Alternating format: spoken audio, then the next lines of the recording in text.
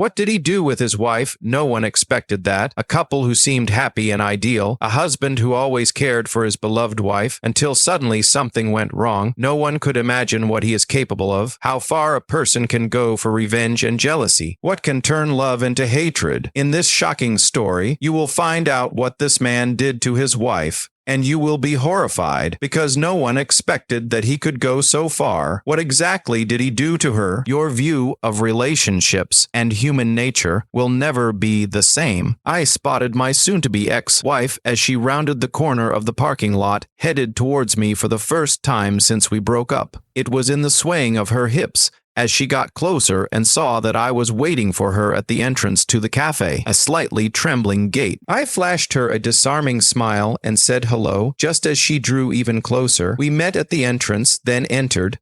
After acknowledging the host, I told her to follow me to a table by the window that was occupied by a rather large and fit man of our age. Holly, this is my old friend Douglas. Douglas, this is my Holly, my ex. They both greeted as I pulled Holly's chair over to the window side, so she would sit across from Douglas, leaving me a clear view of what was directly ahead. Holly, I haven't seen Douglas here for a few years. He and I used to play in the same tournaments. We sort of lost touch, but I realized that I had a reason to call him a few days ago. Oh, Holly, I hope you don't mind, but I asked Douglas to join us. Of course, you've already figured out that something has happened that I think needs his attention. The man nodded, then remained silent. Thanks for coming, Holly, I continued. You mentioned several times that you wanted us to remain friends after you found the new love of your life. I have my doubts, but circumstances, including my meeting with Douglas today, prompted me to try to see how this might work. I'm still incredibly angry about what happened, but it is what it is, and if you can avoid talking about it or our past, we can see if there's anything here that could help continue the friendship. Matthew, I'm sorry that everything turned out the way it did, but Holly began, but I interrupted her with a gesture for her to stop. Please stop, Holly, I objected. We're not here to make memories, and talking about it won't make me any more open to friendship. I smiled, trying to lighten the situation. Besides, Douglas probably doesn't want to be involved in that kind of discussion either. He already has enough worries. I did invite him to sit with us until his wife was ready for him to join her. So, Holly, how are you doing? Her face went from frown to smile with your first question. She dumped me in an extremely tearful ceremony, moved in with said significant other, and we lost most of our mutual friends.